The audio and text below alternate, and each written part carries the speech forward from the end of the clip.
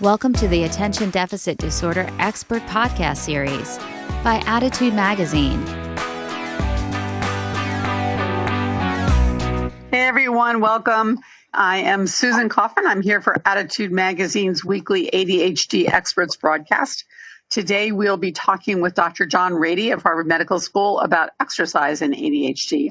Dr. Ratey will be presenting some powerful evidence showing that exercise helps both children and adults manage their symptoms of ADHD, and he'll tell us more about why physical activity is really a go-to treatment that both parents and adults can use to better their lives with ADHD. So some of his interesting topics will be why and what the powerful effect on the brain is from and attention specifically with exercise, why it acts almost like a stimulant medication in increasing neurotransmitter levels. And he'll also talk about exercise routines that are especially effective for patients diagnosed with ADHD. So thank you, Dr. Ratey, so much for being here today. Let me introduce him to you. He is an associate clinical professor of psychiatry at the Harvard Medical School, and he's an internationally recognized expert in neuropsychiatry. He's published widely more than 60 peer-reviewed articles and 11 books, including the extremely best-selling and groundbreaking Driven to Distraction series with Ned Hollowell, MD. With his publication of Spark, the revolutionary new science of exercise in the brain, he's really established himself as one of the world's foremost authorities on the connection between the brain and physical fitness. So, Dr. Ratey, thank you so much for being here today. I'd also like to thank the sponsor of today's webinar, Play Attention. Play Attention is the neurocognitive training program designed to strengthen both executive function and self-regulation. The Play Attention system incorporates not only technology, but also exercise coaching, mindfulness, behavior, and parent training. To learn more, call 800-788-6786.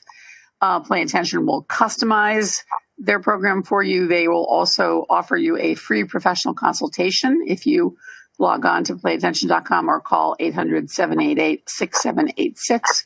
And specifically for Attitude webinar listeners, if you mention their code, #AttitudeMag0219, you'll receive $200 off a Play Attention purchase as well as the Play Attention Mindfulness app for free. So thank you, Play Attention. We are grateful always to our sponsors. All right, Dr. Ratey, we will turn it over to you now. Okay. Well, it's nice to be with you all, and I'm going to start right in. This is a slide of me when I was 18. And this is one of the ways I dealt with my ADD. Those of you who know Driven to Distraction, you know both Ned Hallowell and I grew up with ADD, but I didn't know it, he didn't know it. And one of the ways that I dealt with it without knowing about it is I was constantly active, playing sports all year round, and went on to do very well in tennis and ranked in the East. So I always had a feeling that exercise was good for my mental health. And then I came to Boston, and in the midst of the 70s when the marathon was just taking off, and we saw a bunch of patients after training, and I was interested in ADD and some of our hospitalized patients and talking about it. And one of the people at a cocktail party came up to me and said, "Can I come and see you?" And I said, "Sure." And he was a well-known, world-renowned psychologist who had written a lot of books and a professor at MIT and at Harvard. And he came to see me and he said, "Well, you know, I've been a marathoner since the beginning of time, and now I have a bum knee. And got depressed at first when I had to stop running every day. And now I think I have adult attention deficit disorder." Well, there wasn't such a thing back then in 1980, 81. But I heard him out, treated him with a little medicine, and then followed him. And he came back routinely, and medicine was helpful. He helped his symptoms, which had never appeared before. And once he cured up his knee, he began to not need the medicine anymore. And I followed him since, and he's fine as long as he can run his 7 miles a day. So what we know is that exercise is really a way for us to optimize our cognition and deal with our emotions, help regulate our emotions the best we can. My interest in this got really solidly put there back in 2003 when I learned about this high school or school district in Naperville, Illinois, 30 miles west of Chicago, where they were on Frontline on PBS, and they were talking about the obesity crisis, and they interviewed this PE teacher in Naperville, Phil Lawler, who had evolved an amazing physical education program over the previous 15 years or so. And they had him on because only 3% of their kids were overweight. And this is 19,000 kids in their school district. 3% were overweight. There wasn't one obese kid in their 7,500 student two high schools. That back then, the average national average was 33%. So something was happening, and sure enough, they had exercise involved every day for the kids, and they were focused on fitness, so the kids were really moving. Oh, by the way, I learned too that some years before, 99% of the kids took the International Science and Math test, the TIMSS test. Well, this was something, and what they were proud of is that they took it as a country, and the TIMSS test is every country takes every 3 years to sort of rate how we're doing in science and math as a country.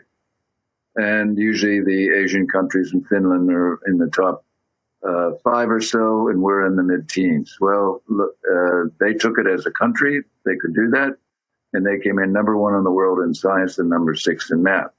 That got me on an airplane to write Spark and see what was going on there. And the first chapter is all about what I found at Naperville. But and these are my websites. The John Ratey, MD Facebook page is really quite phenomenal. I think every day we post another article that's in the popular press about how exercise helps our brains in every which way.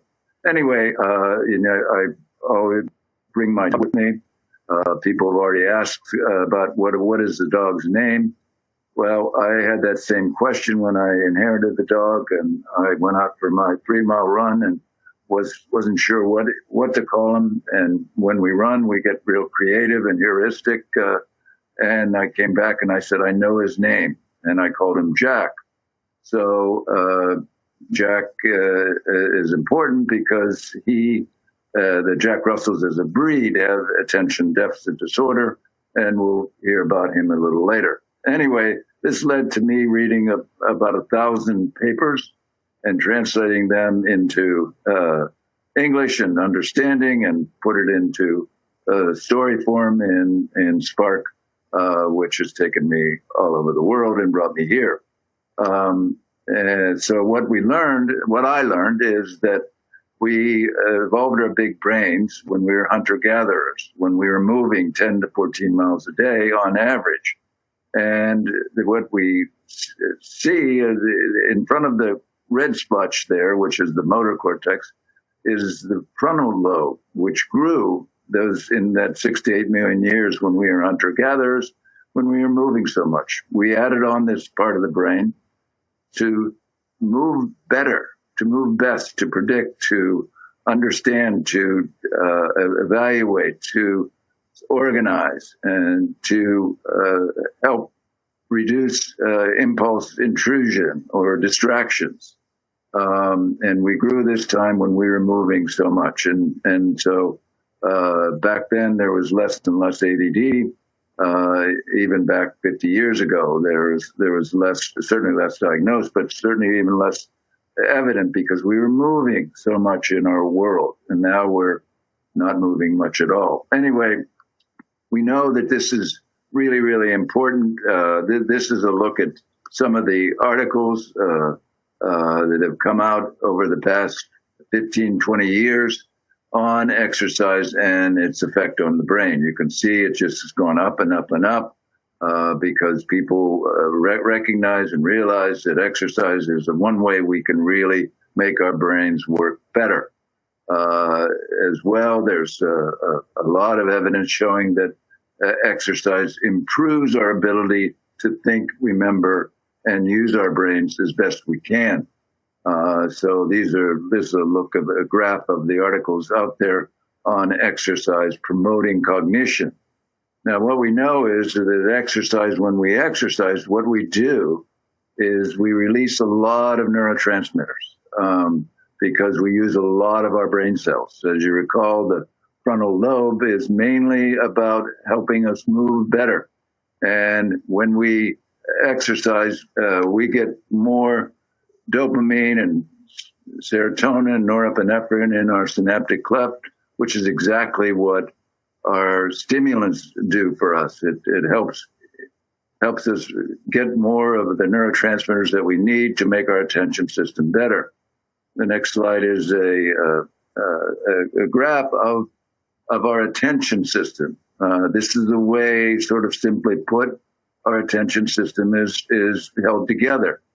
First with arousal and from our brainstem, and then up through the limbic system where we have our feeling states, and then finally up to the frontal cortex. We need to continually have all these parts of our attention system working, and that's why we have so many different shades of ADD. Now, next slide, you see the way it was when we used to want to interview an ADD child. They're off and running, and it's really sometimes hard to find them and settle them down. And my next slide is my dog, Jack. As I said, I got him, and then I took him to the vet, and the vet said, "Oh my God, you got a Jack Russell, you should put him on Ritalin right now." But instead of that, I devised an exercise program for him. And so I went on and took him outside in the back and had 3 tennis balls and had a hill in the back and threw 1 tennis ball at the top. He ran up, got it, came back down, wasn't going to drop it, but I had 2 other tennis balls. And finally, after throwing the second one up, he looked at me, transfixed. What am I going to do? What am I going to do? And then dropped it and went up and got the second one and then the third one. And then we had our game. So he did this for 15 minutes or so. And then when he was finished, he could come in and do his homework, which is really what we wanted. His ADD was not as apparent. And at times when I couldn't get him to exercise or I didn't have time, he would turn to his old ADHD ways and become the kind of kid that he was. Now, what happens when we exercise? Well, we use so much of our brain. And what we do is all of the studies that have been done, and there's so many of them, always show that we turn on the front part of our brain, or the prefrontal cortex, the area of the brain that's involved with their executive functions. We turn on the arousal center and we help the motivational centers and all that, but we really turn this area on. And this is where a lot of our stimulants and antidepressants work, what we use for ADD, work in this area of the brain, flipping it on. And we always said in Driven to Distraction, we said that the way to think about ADD is a disorder of the sleepy cortex. We had to jumpstart it. We had to turn it on somehow. And so high motivation and threat was one way to do that. And medicine can do that. And exercise now, we know, can do that. And we want this to happen so we can direct our lives by because this part of the brain is what we call the CEO of the brain, or the executive functioning area. It's the part that we really, really need to guide us through life. Many studies have come out, and this is a recent one, actually, in last month. I just put it in there to show that we're constantly getting articles, and this is looking at ADHD kids while they're walking. They're better while they're walking than when they're sitting, or even when they're finished walking. There's something about moving gets their brain active, or it's because you're moving, you're getting your brain very active, and it helps you focus better. So that's why a lot of kids, just in natural history, will show that they're up and moving. They get out of their seat, they move around. Why? Because it's helping them focus better. Now studies have come out showing that, in fact, all of us, whether you have ADD or not, are more creative, or just as I was when I went for my 3-mile run before I named Jack. You're more creative when you're moving. Your thoughts come better. And this study out of Stanford sort of really shows that. Now, moving, as I say, we have lots and lots of evidence that moving really makes our brain work so much better. Looking at this slide, we have about 20 10-year-olds who came into school. They put on a pie plate on their head that was measured their EEG, and then they went for a 20-minute walk, came back, did the same pie plate, and get their QEEG again. And what you see is the sort of a demonstration of electrical activity. After they walked, there was much more activity. Then the colors there mean that while they were just sitting, before they walked, their brain was a little bit sleepy, and afterwards everything was turned on. This has been followed up many, many times, and other people have studied this, showing that when you move, you get more active brain. This leads to better test taking. How we evolved over 4 million years, we had the growth of our frontal cortex. You see, 4 million years ago, we had an indented forehead and an up, not such a deep back of our brain. And then after 4 million years, we had a more pushed out skull of our forehead, where we have our prefrontal cortex and the back part of our brain, the cerebellum, which is down below. These parts of the brain grew, and they're very, very important for attention. This was one of the key things of making us most human. We could attend better. And so today we're much more in love with the cerebellum than ever. We had known it was involved with balance and coordination, but we also know now that it's very, very much involved with coordinating our attention and our brain activity. And so it's come into focus. We're doing studies on it, looking at adding balance training in every way to help our kids and adults with ADD and with autism and so forth. What we know is that 35% or so of our kids with ADD have balance and coordination challenges because their cerebellum is a bit off. It's one of the areas that our medicines work, and when we exercise, it's one of the areas where it gets turned on. We get more fluid.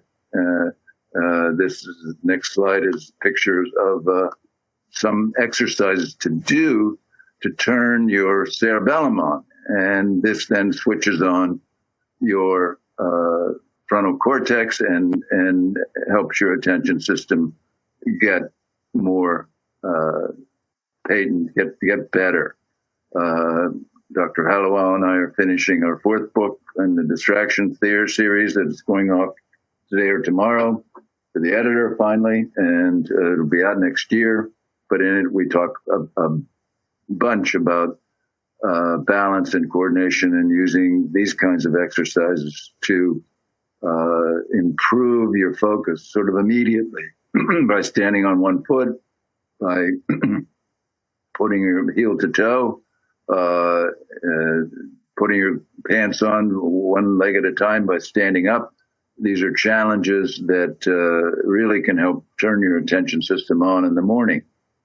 Then we have a recent article about using Taekwondo, which is something we discovered in 1990 when we began talking to parents about ADD. And the parents would report that when their son or daughter was taking karate, Taekwondo, or dance, that their ADD symptoms were so much better. Their grades were better and all that. Now we're seeing evidence of that all the time.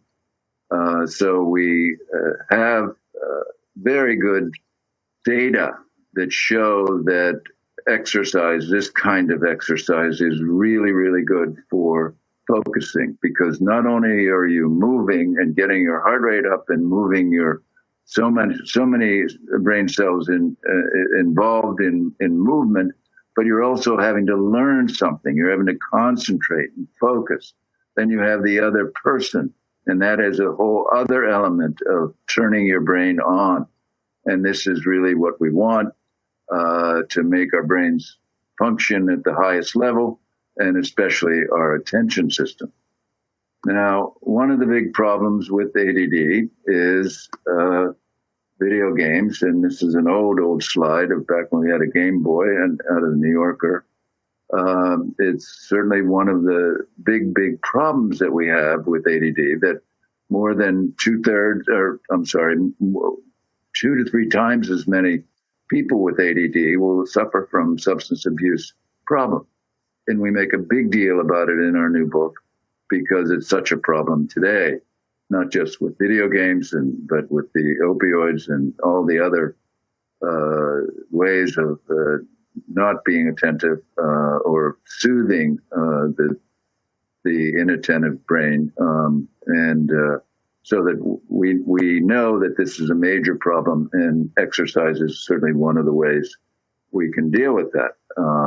As we see here, Michael Phelps is sort of the card-carrying icon of ADD land because when he was 9, he was the Energizer Bunny in his school, and this was a problem because his mom was a junior high school principal. And that wasn't going to work. So mom took him to the pediatrician. The pediatrician said, let's put him on Ritalin. And he was on Ritalin for a while. At the same time, mom started him swimming. And by the time he was 11 or 12, he was swimming 3 to 4 hours a day. And both he and mom decided that he didn't need the Ritalin anymore. And you know what happens to him when he's in training? He's fine.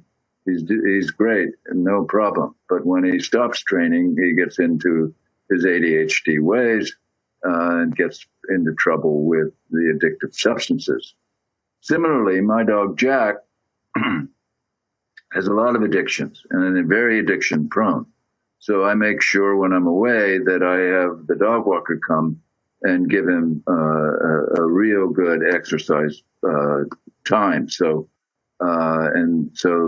that there was this time I came home after being away on the weekend, and I found out the dog walker didn't show up, and he went back to his old ways. So it's something that you have to really pay attention to with your ADHD children and yourself. The proneness to addictions is really, really high, and really quite a cost to life and the healthcare system. But anyway, you need to not let yourself get into this downward spiral that happens when you begin to get frustrated and feel overwhelmed with the world and all the stuff you're trying to do. And we don't have this kind of play anymore. It's sort of gone from our lives. And we have so much protection, too many helicopter parents. We're wanting everything to be just right, and we can do that. So they're not flying around like they used to, the kids.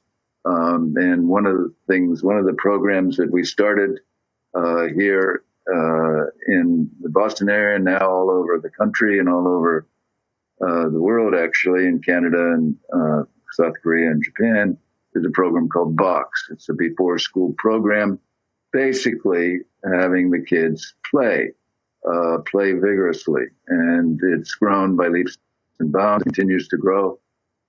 It's sponsored by Reebok, but mainly it's a local involvement of people on the ground in elementary school. It's K through 5, and it's before school program. Kids come in an hour early before school, and they play vigorous games. Who's the happiest about this is our special ed teachers. They love it because their kids are so different than they are when they don't have the box on a day. There's 3 to 5 days a week, and it's only 3 days a week. They say, can't you come, can we have box on Tuesdays and Thursdays? Because their kids are in such better control, more focused when they have this 45 minutes of very active play in the morning. Finally, one of the earliest entries into the medical literature was a note by Hippocrates in 300 BC, who wrote about the benefits of exercise for treating depression. When people with depression would come in or a bad mood, he would tell them, go for a walk. They'd come back and they were still feeling poorly. He would say, walk again. So it's something that we know a lot about now. We have a lot of studies. We actually are drilling down to figure out how this changes the chemistry. So exercise, a bout of exercise is like taking a little bit of Prozac and a little bit of Ritalin because it does the same thing. Thank you, Dr. Ratey. I love your slides. we all want to meet your dog. There's a number of interesting questions here. Do you have a piece of advice, I guess people are looking for, about the amount of time that people should plan to exercise on a daily basis? Well, yes. I mean, the Health and Human Services say basically that we should be exercising about an hour a day, especially kids, an hour, 5 days a week for an hour. And it's a good model, but one can do brief spurts. One doesn't have to do it all at once. You should try to make your life revolve around moving more. One of the stories in our new book is about a gal who I was seeing, a mom, and she said, my daughter I don't think she has ADD, but she's in 3rd grade, and every time she sits down to do her math homework, she throws a tantrum. So I said, well, why don't you have her jump rope for 5 minutes before she sits down? Well, she did, and I got an update on her a couple months ago. She's 24 now. She's getting her nursing degree. And on the way, she eventually was on a regional jump rope team and competed all over the United States, but is able to do her math and her physics, and but always brings her jump rope along, because just that quick burst of activity will turn your brain on. But and people want to know, well, how long does it work? How long does it last? How long does this burst last? Well, it depends on how long you do it and how intense your exercise program is. But usually we see the positive effects of exercise lasting for 2.5, 3 hours, and then you start to degrade. Then it starts to shift downward.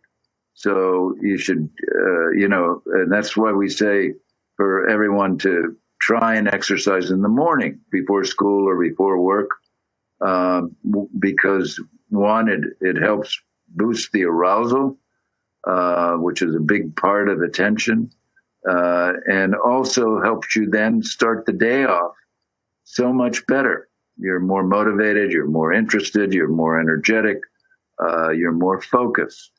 And then you start to sort of tail downwards long about noon.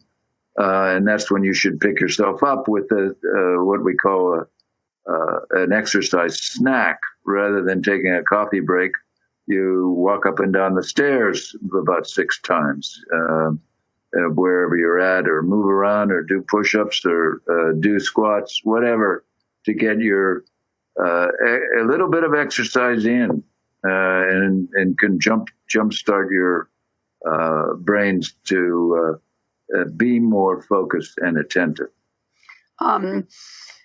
Question about the aerobic exercise versus weight training. Do you have a point of view on whether aerobic exercise is best for ADHD symptoms? Yes, I think the real answer is it doesn't matter, because it matters most what the person is going to do and come back to. The thing is to get into the exercise habit. Sure, we have more data on aerobic exercise than we do on strength training because it's easier to measure. But today we're getting fancier. For instance, we never could measure strength training in our rats and mice, where we get a lot of our information of how the brain changes, until recently, when they developed a strategy to have the rat climb up a ladder and tie weights to their tails. And then we could get real weight training, if you will, to see what strength training does to their body, but also to their brains. But also what we know, though, is that aerobic exercise with a focus challenge, a coordination challenge, any other kind of challenge, is probably the best. For instance, I always say that the best exercise you can do is vigorous dance. Dance, I mean, people are surprised perhaps, but dance is aerobic and can be and should be. It's very structured. You have to really, if you're doing dance correctly, you should be focused, learn to focus on your moves. You're doing it with music. And if you're doing it with a partner, there's so much information your brain has to deal with so that it really turns your brain on. So all the kinds of exercise that we do really makes our brains click on. For instance, yoga has been, it's such a rage in this country. 8.7% of Americans this week will go to a yoga class. That's a huge number, right? And yoga now is coming of age in terms of people looking at it and looking at the clinical changes. What changes? Does their attention change? Yes, it does. Is it something that's useful for elevating mood and decreasing anxiety? Yes, we have data showing that this is the case. Okay, great. Melissa's asking whether walking is helpful or whether exercise needs to be more active than walking. Walking is great. I had that one study I know that it showed that exercise really helps an ADD person in terms of their focus, in terms of their frontal cortex or executive function being turned on. So walking is great, but I push people to walk faster and walk uphill if they can, really to stretch and strain themselves a bit and not just toddle along, because the more effort you put into it, the more your brain likes you. Okay, makes sense. In your experience, Dr. Ratey, with schools, have you seen a school program that you thought was effective? There are a number of people in education listening in, and they're asking about how to incorporate exercise best in an elementary school setting or even a preschool setting. Yeah. Yeah, I think, preschool, they should be moving all the time.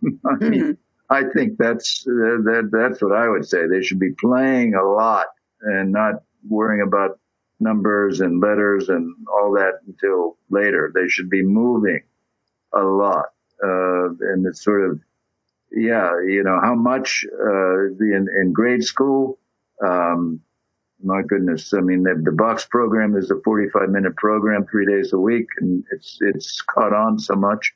And the reward is for the student and for the teachers and for the principal, because what they do, they've shown that when they start these programs, they see a drop immediately in disciplinary referrals. People aren't as impulsive. They're more focused. They're more cooperative. Everything works better. Now, one of the big areas that's sort of come on to light recently is exercise in the classroom, right in the classroom, taking 5 minutes, 3 or 4 times a day to exercise, whether it's just getting up and doing jumping jacks or stretching or squats or turning the music on and dancing for 2 minutes. It can really help get people stimulate their attention. One of the great schools stories is about Finland. Finland is always in the top 3 or 4 in all the tests from country to country of their students on science and math and all the subjects, PISA tests. Why? Well, because Finland in grade school and and junior high, every class is 45 minutes, every class is an hour, 45 minutes of seat time and 15 minutes of play and exercise. So they play vigorously for 15 minutes every hour. Wow.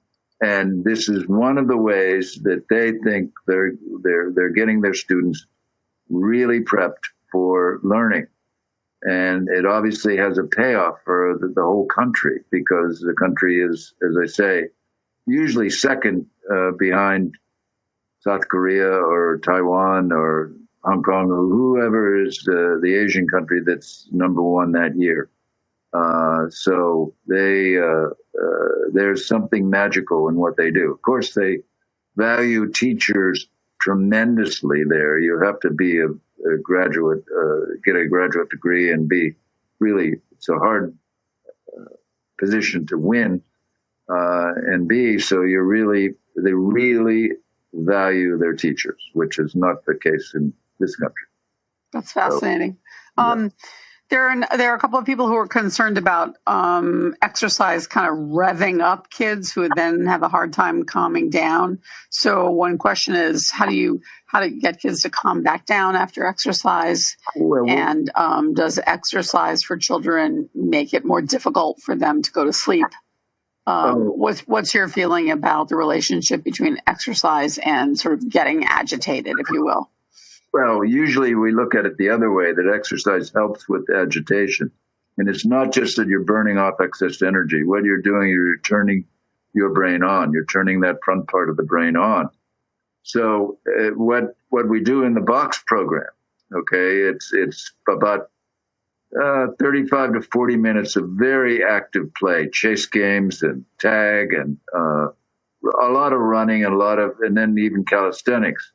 What we do the last 5 minutes of the class is try to be quiet, still, and breathe deeply to sort of get into a more calm state. Now, the other side of that, or another way that is couched, is like, well, if you really can't calm down today or tomorrow, then you're not going to be able to do it. So there's a big incentive to get themselves calm, and using sort of mindfulness training, mild, very mild, but just 5 to 10 minutes of just breath counting, or following a guided meditation that demands that they clear their heads, is one way of helping that transition. That's really interesting. So go all in on the aerobic exercise, but then have a period at the end, what you're saying, where there's a calming down and a focus on breathing and so forth. Some of the exercises that people are asking about are not terribly aerobic, and they want to know your point of view. So, for example, fencing, or what else do I have here? A number of people asked about, or yoga. These are not vigorous movement exercises necessarily. Fencing. My nephew was a fencer at Stanford. They did so much aerobics to get in shape. Right. I mean, I never heard that. Fencing is a very aggressive and active sport. Okay. So you want to be. I would say fencing is one of the best, because then it also adds in the balance and coordination and your visual checks. So your attention is challenged when you're in a fairly good aerobic state.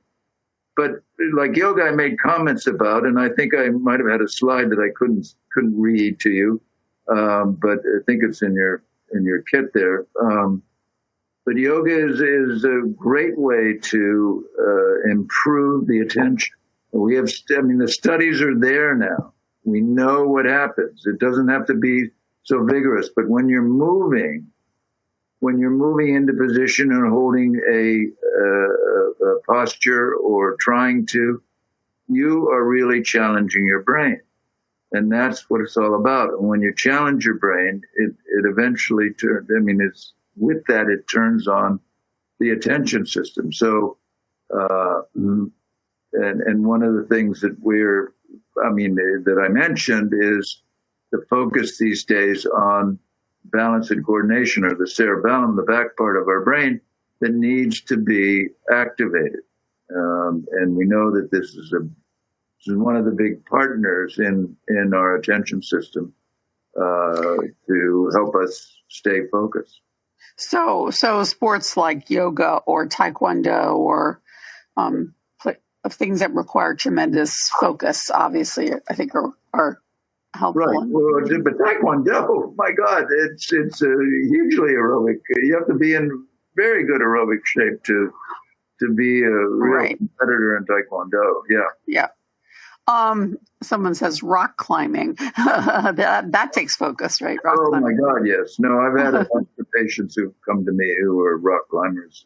Yeah. So, is there any difference, in your opinion, between the inattentive type of ADHD and the hyperactive type in terms of the value of exercise? We find frequently with our listeners that those with inattentive ADHD think of themselves as being very different. And even though we try to articulate the fact that it's one ADHD as an umbrella term, people with ADHD still see them, inattentive ADD, still wonder whether the same types of advice is applicable for them. Oh, absolutely. It's really it's really great. I mean, basically, what exercise does is sharpen the focus, is increase the time on task, which goes for both the ADHD and the ADD kids, or adults. That both of them will get a very pronounced effect of improvement in their focus if they are exercising. So I don't see any difference at all, and I have plenty of ADHD without the H patients. Okay. So and exercise is really quite useful for them. Okay. There's a question here, more than one actually, about whether exercise can actually result in no need for medication, for stimulant medication. Certainly. Well, that's what, when you look at Michael Phelps, that's what happened. When he was swimming 4 hours a day, every day, he didn't need his medicine. When my marathoner was running, he didn't even know he had ADD until he had to stop. And so it can, but I don't want to come off like Pollyanna saying that this is what we all should be doing. Right. I think it would help a lot of kids, perhaps not to use medicine, if that's a worry. But medicine is really vastly undersold by a lot of the public in terms of what it can do and how relatively safe it is. Mm-hmm. So we need to remind ourselves that the damage done by stress and failure and humiliation, is the damage done to the brain is a lot worse than anything that a stimulant medicine could do.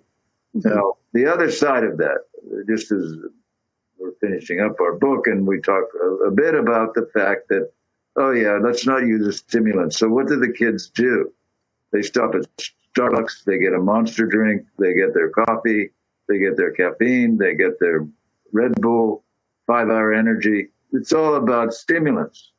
And so the stimulants they get from their pediatrician or their psychiatrist is very different than caffeine and 5-hour energy and all the stuff that they're putting into their bodies to keep themselves not just awake, but alert and focused. So you really have to take that into consideration. Right. Okay. Oh, here's a great comment. I got my son involved in Irish dance, and it really helps his ADHD symptoms. That's great. Thank you for that. Yeah, that's great, Gina. Is what you just said that the brain is damaged by if you don't address ADHD? I think that's not exactly what you said, but no, but it is. It is. It's okay to say it that way because. Why is it damaged? Because of failure, because of humiliation, and that huge load of stress comes with that, as well as the self-concept, feeling that you're a failure, feeling that you're a flop, feeling that you're defective. When you're diagnosed with ADD and you're put on medicine and blah, blah, so forth and so on, you have that to worry about a bit, but not nearly as much as somebody who's really bright and who's really not functioning, or not functioning near where they could be, and they know it. Right. Okay. So there are a number of questions here relating to motivation. So a number of parents who say their children don't want to exercise, don't like it, refuse to spend their time playing video games. I know this is a tough problem across the board, but do you have any suggestions for parents of kids who are exercise averse? And these sound to me to be mostly early teens. Yeah. No, it's a big deal because the addiction of the video is so intense. I mean, our digital world is so great, but it's also so compelling, and it takes us away from moving through the world and relating and connecting to others directly. What advice I have is this. I mean, usually when I talk to adults about exercise, I mean, one thing is motivation in adults. Well, the fact is adults need to pay attention to how they feel that day when they exercise. It's hard to do with a teenager because it's hard to do anything with a teenager,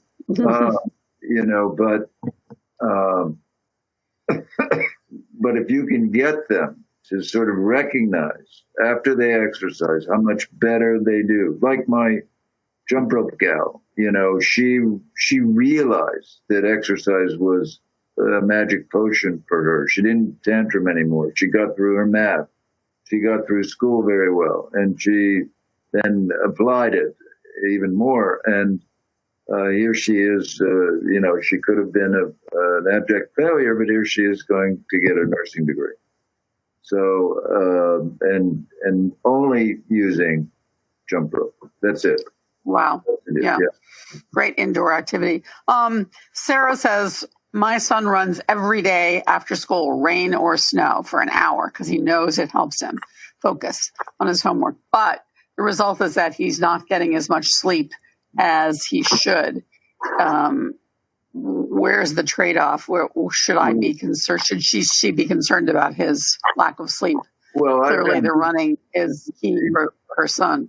Yeah. No, that's a hard trade-off because I would say less time on devices, more and so earlier to bed. That's what I would say, but that's ideal in the ideal situation. But it's tough. I mean, we had a obesity epidemic, and we still do, but we also have a sleep deficit epidemic everywhere. It's worldwide. Every kid, every parent. I mean, your phones, your computers. They're so addictive, and we're always into, and it's a real problem. And so your kids, especially, I mean, they grew up and emerged through the digital world. They, find that soothing, find that compelling, and really takes away from doing normal stuff like going to sleep. So you come home from a busy night, or they're finally settling down, and so what do? They jump on their device to either play video games or talk to people or connect or whatever. Facebook, Instagram, all that sort of takes them away from what they should be doing, which is getting to sleep early enough. Right. No, it's really a challenge. James, who is listening in, is a health coach, and he made an interesting suggestion to encourage first people to do exercises that they can be successful at, and for children to make it a family event. So walking together as a family, walking together before homework. So it seemed like an interesting contribution. Thank you, James. Dr. Ratey, any suggestions for an adult recently diagnosed to get started on an exercise routine when just getting started for the day is such a challenge? Well, that's where you need to force yourself to get out and walk in the morning. It's a great way to wake up. It's a great way to discover the world again, and hopefully get started for your day. So, and dogs are great for that, right? Oh, the dogs are fantastic for getting and moving. Yeah. But just to wrap up that sleep thought, so exercising later in the day does not. No, they've done studies looking at that. When you exercise, does it affect your sleep? If you do it with the 2-hour buffer to when you go to bed, it doesn't affect sleep. In other words, if you have your workout in the evening, that's okay. It really doesn't affect your ability to fall asleep. And the deal is, if you do vigorous exercise, you get much better sleep. You go into deep sleep, very deep sleep, and stay there longer with more intense exercise. Do you have any advice for parents who would like to make a case for their children's school that more exercise time should be incorporated? Sure. Well, all they have to do is go to Google and on the web and download some of the papers that are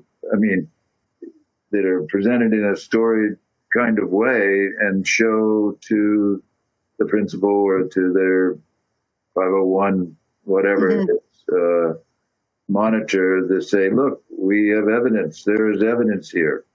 Go on my Facebook page, and there's a lot of articles from that are written in popular press that describe studies and show that exercise improves the ability to focus, improves grades, and so forth. So there's a lot of evidence out there, and people should go in well armed. Okay. Okay. Thank you so much, Dr. Ratey. This was fascinating. And thank you, everyone, for listening in. Thank you to Play Attention. And don't forget to check out their website, playattention.com, and take advantage of their offer. #AttitudeMag0219. Thanks, everybody. See you next week. For more Attitude Podcast and information on living well with attention deficit, visit attitudemag.com. That's ADDITUDEMAG.com.